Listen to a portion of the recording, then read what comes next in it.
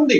ఆ మఠాధిపతులు కానీ వాళ్ళందరూ కానీ మా ఆస్తుల్ని ప్రభుత్వం తీసుకోవడం ఏంటి, ఆ ఆలయాలు శ్రీరామస్తులు అయితే మాత్రం వాటిని నిర్లక్ష్య ప్రదర్శించడం ఏంటి.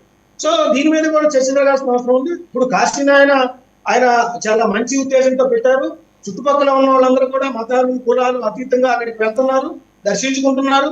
ఒక మంచి ఎక్కడైతే మనకి షిర్డీ సాయి ఉన్నారో విధంగా అవధూతుల మీద ప్రజలందరూ కూడా అభిమానిస్తూ ఉంటారు. వాళ్ళు చెప్పిన మంచిని స్వీకరిస్తూ ఉంటారు, వాళ్ళు పాటిస్తూ ఉంటారు. దానిలో భాగంగా అన్నదానం చేయడం కూడా మంచిదే, దానిలో ఎటువంటి ఇది లేదు. ప్రభుత్వం దిగివచ్చినందుకు మనం ఇంకో ప్రశ్న ఓకే, డీసీఎం గారు జనసేన ఆవిర్భావ సభ సందర్భంగా చాలా బిజీగా ఉండుండొచ్చు.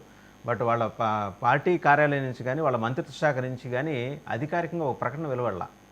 లోకేష్ గారు మాట్లాడారు, అపాలజీ చెప్పారు, ఆల్రెడీ ఖచ్చితంగా. ఎందుకంటే తిరుపతిలో ఆయన సనాతన ధర్మానికి కానీ హిందూ ధర్మానికి కానీ ఎక్కడైనా ప్రమాదం జరిగితే అక్కడ నేను ఉంటానన్నారు. ఇప్పుడు అవధూత చెప్పేది కూడా సర్వమానవ సౌభాగ్యం. సో అలాంటప్పుడు పవన్ కళ్యాణ్ గారు కానీ లేదా జనసేన పార్టీ కానీ స్పందించకపోవడం అనేది కొద్ది చర్చనీయాంశంగా మారిన అంశమే. ఎందుకంటే అది వెంటనే అది స్పీడ్ గా జరుగుతుంది అంటున్నారు. ఈ రోజు వరకు కూడా ఎందుకు స్పందించలేదు అనేది చూడాల్సిన అంశం. నాగార్జున గారు మీరు ఇందాక చెప్పాలనుకుంటున్నారు సార్.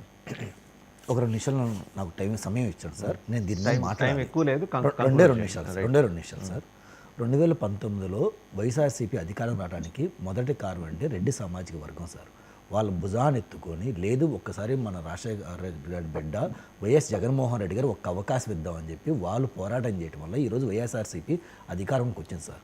రెడ్లు వేయటం మాత్రమే వల్లే రెడ్లు ఒక్కలే వేయటం కాదు సార్, రెడ్లు 3 లేదా 4% సార్. ఇక్కడ జాగ్రత్తగా ఉండాలి. రెడ్లు వేయటం వల్లే కాదు సార్, రెడ్లందరూ మనం ఒక్కసారి ఛాన్స్ ఇద్దాం అని వాళ్ళందరూ వాళ్ళ దగ్గర ఉన్న ఇంకొక వర్గాలు కానీ కూటమిగా ఇదయ్యి వాళ్ళు చేయటం వల్ల, వాళ్ళు పని చేయటం వల్ల, వాళ్ళ కింద ఉన్న వాళ్ళు ఇంకొక ఇది చేయడం వల్ల వాళ్ళు అధికారం రావడం జరిగింది సార్. వీళ్ళు లేదు అది కూడా చెప్తాను. వీళ్ళు అధికారంకి వచ్చిన తర్వాత ఏం చేశారంటే ఖమ్మంని 1 సైడ్గా టార్గెట్ చేశారు, నాయుల్ని 1 సైడ్గా టార్గెట్ చేశారు, రాజుల్ని 1 సైడ్గా. నాకు తెలిసి అప్పుడున్న ఎమ్మెల్యేలు కానీ మినిస్టర్లు కానీ ద బెస్ట్ ఎవరంటే అశోక్ గణపతి రాజు గారు సార్. వాళ్ళు చేసిన సేవలు ఇప్పుడున్న ఎమ్మెల్యేలుగా ఎంపీలు కానీ ఎవరు చేయాలి. ఈవెన్ దో జగన్మోహన్ రెడ్డి గారు కూడా చేయలేదు సార్, నారా చంద్రబాబు నాయుడు కూడా చేయాలి. అంత వాళ్ళ కుటుంబం అంతది, మీకు తెలియని కుటుంబం కాదు కదా సార్ అశోక్ గారు. వాళ్ళని కూడా టార్గెట్ చేశారు సార్. ఎవరిని ఎక్కడ టార్గెట్ వాళ్ళందరిని టార్గెట్ చేశారు. వాళ్ళందరూ ఏకమయ్యారు. వాళ్ళతో పాటు రెడ్డి సామాజిక వర్గం కూడా జగన్మోహన్ రెడ్డి గారు కరెక్ట్ కాదు, ఇతను మనల్ని వాడుకొని సీఎం అయ్యాడు, అక్కడ 4, 10 మంది 20 మంది రెడ్లకే చేస్తున్నారు, మిగిలిన ఎవరికి చేయట్లేదు, మన రెడ్డి సామాజిక వర్గం పరువు తీస్తున్నారు చెప్పి వాళ్ళు భుజం దించుకోవడం వల్ల ఈరోజు ఆయన సీఎం సీటు పోయింది సార్. సీఎం సీటు పోయింది. ఈరోజు ఎలాగైనా సార్ రెడ్లు దగ్గర వేసుకోవాలని చెప్పి ఈ రెడ్డి రాజకీయం మొదలుపెట్టారు వీళ్ళు. లేదా దేవాలయాలకు రెడ్డి ఏంటి సార్, దేవాలయాలకు రెడ్డి ఏంటి సార్, ఎవరన్నా అలా చేస్తారా? కానీ సిగ్గుండాలి కదా. సరే, నేను ఈరోజు మీ తరఫున వీళ్ళని అడుగుతున్నాను సార్. వీళ్ళకి నాయుడు సామాజిక వర్గం అంటే పడదు కదా, కమ్మ సామాజిక వర్గం అంటే పడదు కదా. మరి వీళ్ళు బోర్డు పెట్టమని, వీళ్ళ ఆఫీస్ ముందు తాడేపల్లి ప్యాలెస్ ముందు బోర్డు పెట్టమను. కమ్మ సామాజిక వర్గం కానీ నాయుడు సామాజిక వర్గం కానీ ఎవరైనా సరే కార్యకర్తలు కానీ లీడర్లు కానీ మా జెండాలు మీరు మొయ్యొద్దు, మాకు మీరు అవసరం లేదు అని బోర్డు పెట్టి దమ్ము ధైర్యం ఈ పులిబెట్టుకుందా? ఈ పులిబెట్టుకుందా సార్? ఒకటే క్వశ్చన్ అడుగుతున్నాను, అది వీళ్ళు ఆన్సర్ చేయాలి సార్. 10 సార్లు ఏదో ఒక సామాజిక వర్గం మీద పడతారు కదా.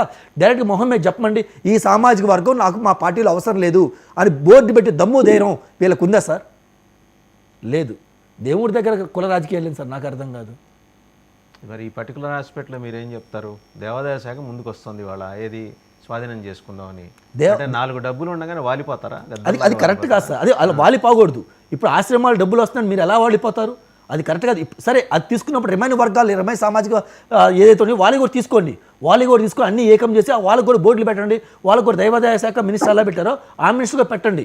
లేదంటే వీళ్ళని కూడా వదిలేదు సార్. హిందుత్వం అనేది ఇది డెఫినెట్గా చర్చ జరగాలి సార్. ఇలా తీసుకోవడం కూడా కరెక్ట్ కాదు, దానికి కాంగ్రెస్ పార్టీ ఏకీభించదు sir. Right, thank you Nagarjuna garu, Mastan గారు, విజయ్ కిరణ్ గారు, అలాగే జ్వాలాపురం శ్రీకాంత్ గారు, అందరికీ ధన్యవాదాలు. సో చూసాం కదా మొత్తానికి ఈరోజు జనసేన ఆవిర్భావ